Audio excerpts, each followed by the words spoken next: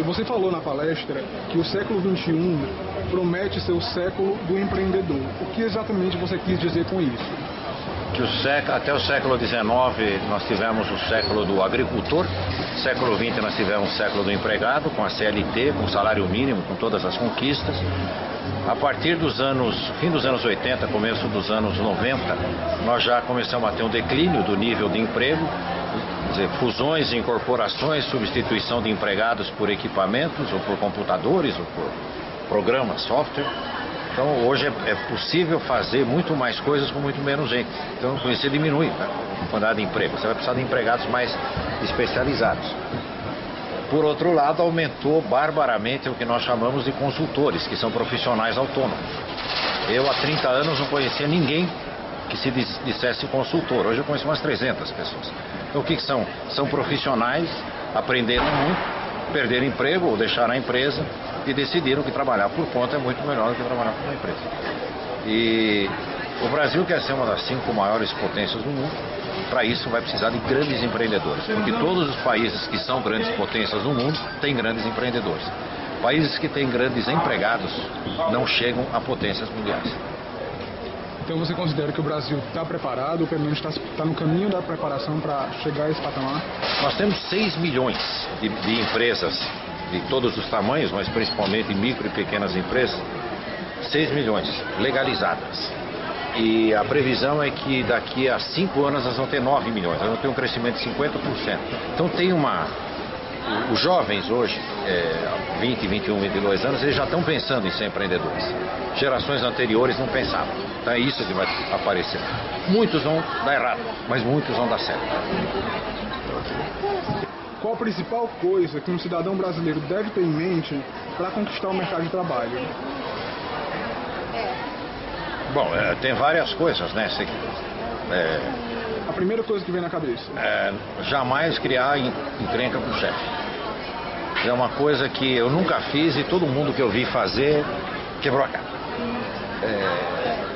O chefe, a gente sempre tende, né, a transferir para o chefe, que é a pessoa mais próxima de quem a gente pode desgostar, transferir para ele uma série de frustrações, ou até coisas de fora do trabalho que nos deixam preocupados. E aí a gente briga com o chefe é incompetente, é tosco, é casca grossa, né?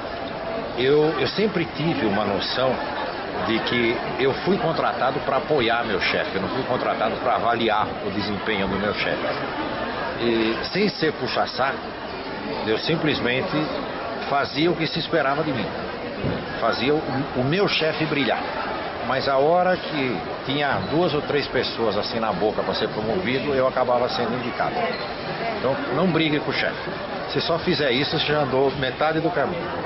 Você considera que essa seria a característica mais importante de um bom profissional?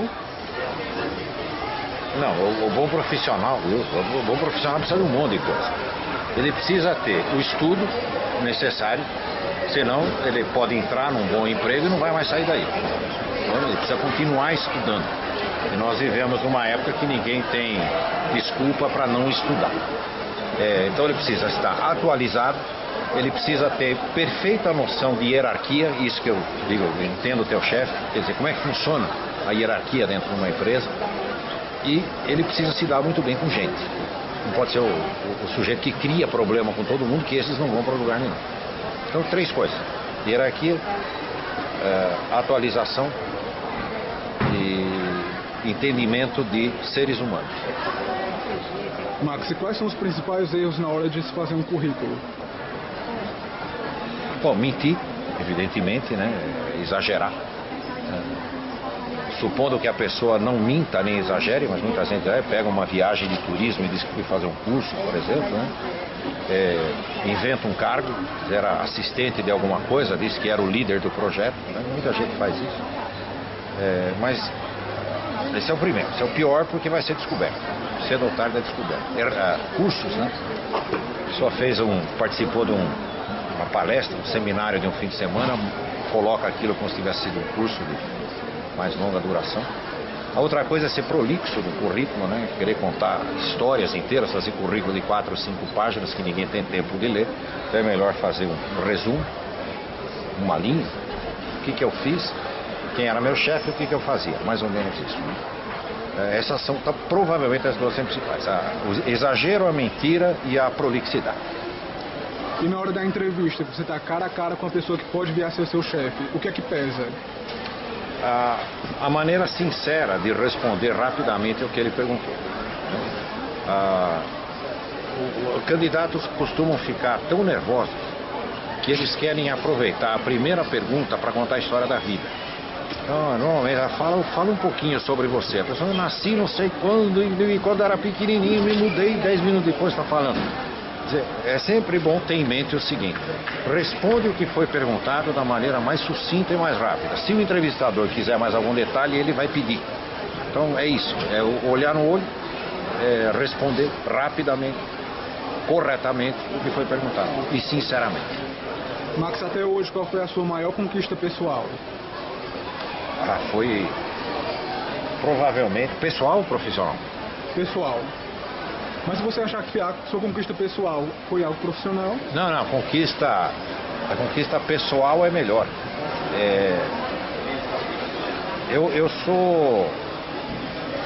Eu venho de uma camada da sociedade muito pobre. Hoje as pessoas me conhecem e falam, você está brincando. Eu falei, não, é verdade, é verdade. Eu nasci numa época que só tinha pobre e rico, não tinha classe média.